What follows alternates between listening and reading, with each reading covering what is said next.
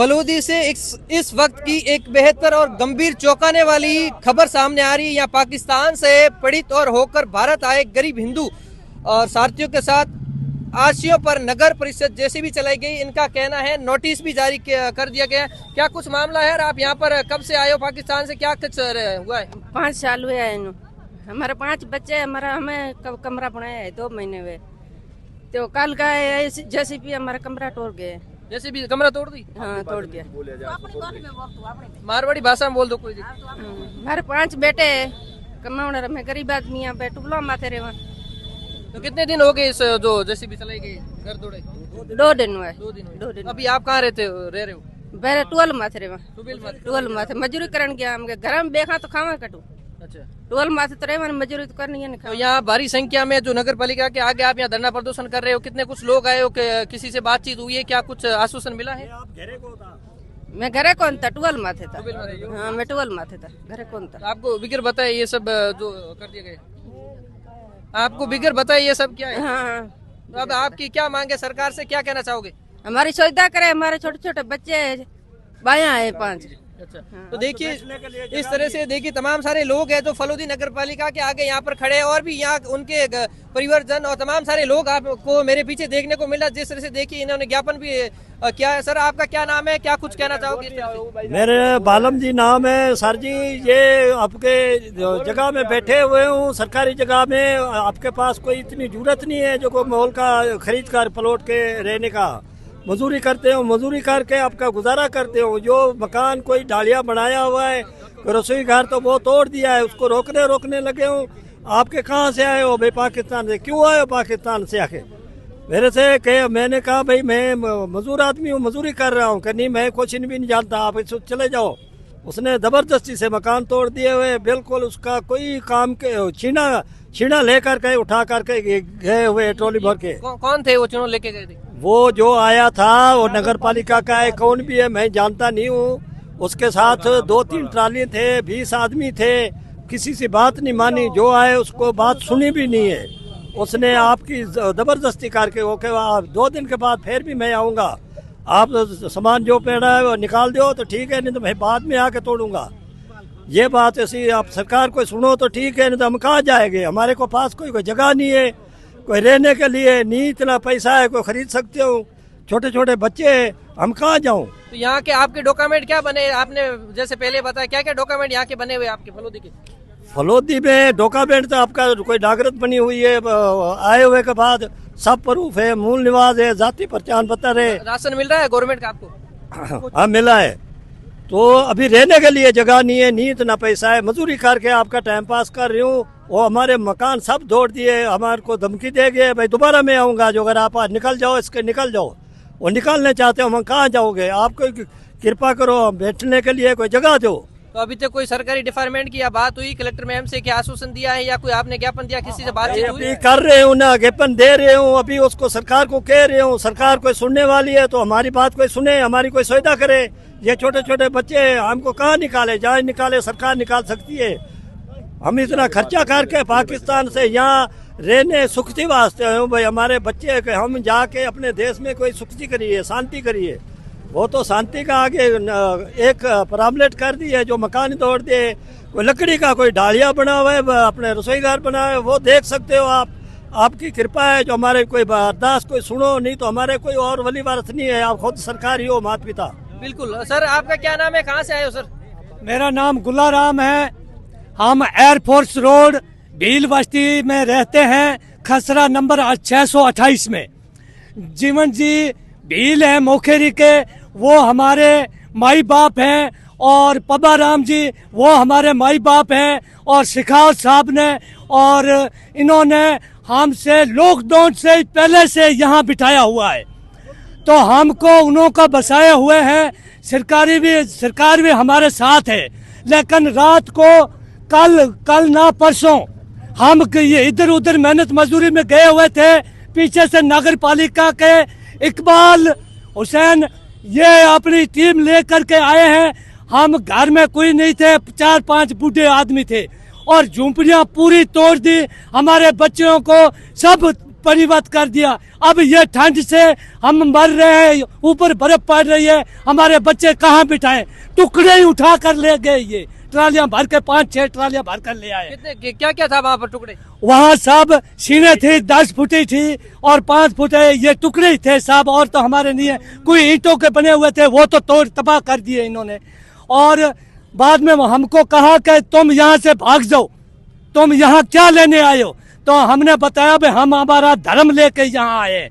तो उन्होंने कहा कि वहाँ मुसलमान बन जाते, और मुसलमानों से तो हम लड़ाई झगड़ा करके अपने देश में आए, और यहाँ भी हमको तंग कर रहे हैं, हमारी जिंदगी बर्बाद कर रहे हैं, हमारे बच्चों को बर्बाद कर रहे हैं, और हमको कह रहे हैं मुसलमान बन जाओ।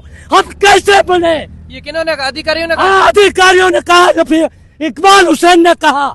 हमने हाथ जोड़े, हमको कहा कि पीछे हट, हमको धक्का मारा। आज आप वीडियो के अंदर देखे, हमारे वहां जाके झुंपड़े देखे, सब बर्बाद कर दिए। हमारे बच्चे अब ठंड में कहाँ बैठे? तो अभी आप यहाँ जो किसी कलेक्टर वगैरह या प्रशासन से कोई बातचीत हुई, कोई आश्वासन मिला? साहब हम कलेक्टर के पास अब गए हैं, ज्ञापन दे के आए हैं, और थाने में वकील अपने तहसीलदार को अपने दे के आए हैं ज्ञापन। और हमारी कोई पुकार सुनो। ये तो सभी जब भी जाते हैं कह के कोई कहाँ गया हुआ, कोई कहाँ गया हुआ। ये रातों की डिसमिस कर दिए इन्होंने, झूठे बयान कर करके कलेक्टर के पास पहुंचाए। लेकिन हमारे गरीबों की सुने, हम सरकार के आगे निवेदन है, हमको बच्चे बर्बाद कर दिए साहब, हमारे गरीबों की सुनो। हम बहुत दुखी लोग हैं, हमको ऐसे बर्बाद कर दिया। हम ठंड में कहाँ बैठे, हमारे बच्चे लेके कहाँ जाए? हमको तो सरकार ने बिठाया था, सिखाव साहब ने बिठाया, पब्बा राम जी, जीवन जी भील ने हमारी कोशिश की, लेकिन इन्होंने कोई हमारी दर्द नहीं, इन्होंने हमारे झुंपड़ियां तबाह कर दी। बिल्कुल, देखिए जिस तरह से ये आप नगर पालिका के आगे यहाँ पर बैठे हो, तो क्या यह धरना प्रदर्शन है? हाँ, सिर्फ ये हमारे मांग के लिए बैठे हैं। कितने दिन तक चलेगा? जब तक मांग नहीं मानी जाएगी? हमारी मांग नहीं मानेंगे, हम यहाँ ही मरेंगे। हाँ साहब, हम वहीं मर रहे हैं ठंड में, यहाँ मरेंगे। कितने लोग आए हो आप? लेडीज कितनी है? पूरे लोग कितने? यहाँ साहब जितने भी ये हमारे भाई आए हुए हैं, ये लोग यहाँ बसे हुए, लेकिन हमारे सब झुंपड़ियां तो तबाह कर दी। हम यहाँ ही बैठेंगे जितना देर हमारा हक ना मिले। बिल्कुल, देखिए ये थे हमारे साथ तमाम सारे लोग हैं जो भील समुदाय से आते हैं। इनको जो पाकिस्तान से आए गए उनके बारे में इनको बताया गया और पहला भी कहा गया, लेकिन इनके जो झोपड़ी वगैरह, इनके घर वगैरह तोड़ दी गई। इनका कहना है कि हम जो यहाँ पर जो धरना प्रदर्शन करेंगे जब तक हमारी मांगे नहीं पूरी होगी। देखिए तमाम सारे लोग यहाँ पर टेंट और अलग अलग जगहों पर भारी संख्या में महिला बुजुर्ग है, बड़े बड़े बुजुर्ग लोग आप मेरे पीछे देख सकते हो आ रहे। और हम बात करेंगे यहाँ देखिए भील समुदाय के अध्यक्ष जीवन राम जी। जीवन राम जी, क्या कुछ हुआ था, क्या कहना चाहोगे इस तरह से ये जो धरना प्रदर्शन कर रहे हैं? ये धरना प्रदर्शन सरकार और प्रशासन अपनी पीड़ा बताने को लेकर कर रहे हैं।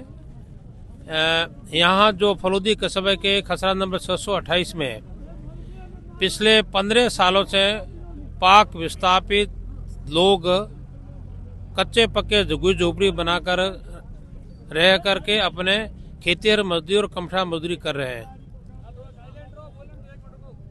ये लोग पाकिस्तान के धार्मिक कट्टरपंथियों के जुल्मों के शिकार होकर भारत की शरण में अपने पुरखों के गांव में आए हैं। भारत की आज़ादी के वक्त राजस्थान में पड़े महाकाल में रोजी रोटी की तलाश में यहाँ के हिंदू SC/ST के लोग पलायन करके पाकिस्तान चले गए थे। विभाजन के बाद पाकिस्तान सरकार ने रोक लगा दी और इनको आने नहीं दिया गया। वहाँ पर कुछ SC/ST हिंदुओं के पर जुल्म हुए, बहुतों के साथ में धर्म परिवर्तन किया गया और जिसने धर्म का विरोध किया वो मारे गए। ये धर्म बचा करके और भारत के शरण में और अपने पुरखों के गांव में आए हैं। 10 जनवरी 2026 को नगर परिषद के जयन इकबाल खां बिना सूचना किए फलूदी के खसरा नंबर 628 में बस रहे हिंदू पाक शरणार्थियों के घरों को ध्वस्त किया गया और इनके ध्वस्त करने पर पीड़ितों ने इनके आगे गुहार की कि साहब आप हमारे घर मत तोड़िए, हमें सरकार और प्रशासन ने बसाया है, लेकिन इनकी सब बातें अनसुनी कर और इनको ये कहा कि आप पाकिस्तान छोड़ के क्यों आए। तो इन्होंने बोला कि हम पाकिस्तान में हमारा धर्म परिवर्तन, हमें मुसलमान बना रहे थे, तो आप भी मुसलमान बन जाते। मैं किसी भी सूरत में यहाँ नहीं रहने देंगे। ये अधिकारियों ने कहा है, ये नगर परिषद के अधिकारी इकबाल खान ने किए हैं और यहाँ तक कि बुजुर्गों ने उनके पैर छुए, उनके आगे हाथ जोड़े, कई प्रकार की विनती करी और उनके नहीं माने। यहाँ तक भी उनके घरों के अंदर सामान था, सामान निकालने की इजाजत नहीं दी, उसके सामान निकालने की इजाजत नहीं। ये इनकी तानाशाही है। हमारे धरने की मुख्य मांगे हैं कि धर्म के आधार पर शरणार्थियों को जो पीड़ा पहुंचाई है, दुर्भावना से जो शब्द कहे, ऐसे अधिकारी पर कानूनी कार्रवाई सख्त से सख्त की जाए। अभी तक कोई आश्वासन मिला है किस तरह से, क्या कुछ हुआ है, ये धरना कब तक चलेगा, क्या है? अभी हमने माननीय मुख्यमंत्री महोदय के नाम पर का जिला कलेक्टर को ज्ञापन दिया है। जिला कलेक्टर साहब को जो सत्य बातें नगर परिषद के अधिकारियों ने छुपाई है और हमारे जिला कलेक्टर महोदय से ये मांग थी कि हमारे जो मकान वास्तविक जो तोड़े गए हैं उसका वीडियोग्राफी आपको नहीं बताया है और जो अतिक्रमण कर रहे हैं उनका वीडियोग्राफ बताया गया है। तो हमने ये कहा ऐसे अधिकारियों पर सख्त कार्रवाई हुए और धरना तब तक जारी रहेगा जब तक इस अधिकारी को निलंबित ना किया जाए, इस पर कानूनी कार्रवाई नहीं किया जाए, तब तक ये हिंदू शरणार्थियों का धरना जारी रहेगा। साथ ही नगर परिषद से निवेदन है कि फलूदी कस्बे के खसरा नंबर 628 है, जो शरणार्थी जो बैठे हैं 15 सालों से, इनको वहां से बेदखली की कार्रवाई से रोका जाए। ये 3 मांगों को लेकर के जब तक सही समाधान नहीं हो ये धरना जारी रहेगा। बिल्कुल, देखिए ये थे हमारे साथ भील समुदाय के तमाम सारे लोग और इनके ये संस्थापक है और अध्यक्ष भी है भील समाज के। तो इनसे भी हमने बात की और इन्होंने बताया कि जैसे ये धरना हमारी मांगे नहीं मानी गई तो आगे तक धरना है जो यहाँ पर रहेंगे। तमाम सारे लोग आपने देखा है जिस तरह से, पहले पीछे मैंने आपको बताया भारी संख्या में बुजुर्ग लोग है और बुजुर्ग महिला है वो भी यहाँ पर धरने में शामिल हुई। देखिए तमाम सारे लोग हमारे पास देख सकते हो जिस तरह से बुजुर्ग लोग यहाँ पर आ रहे हैं। तो क्या कुछ देखिए आगे की क्या कुछ रिपोर्ट है और किस तरह से रहने वाले, क्या कुछ देखो सरकार इनकी मांग है किस तरह से तो पूरी करती है। लेकिन इन्होंने बताया जो हमारा घर है रहने के लिए वो भी अभी तक नहीं है, लेकिन वो नगर परिषद फलूदी के आगे आकर बैठ गए, धरना प्रदर्शन करे। देखिए आगे की रणनीति क्या होगी और भाजपा सरकार के अंदर डबल इंजन की सरकार है, देखते हैं आगे क्या कुछ होने वाला है। धन्यवाद।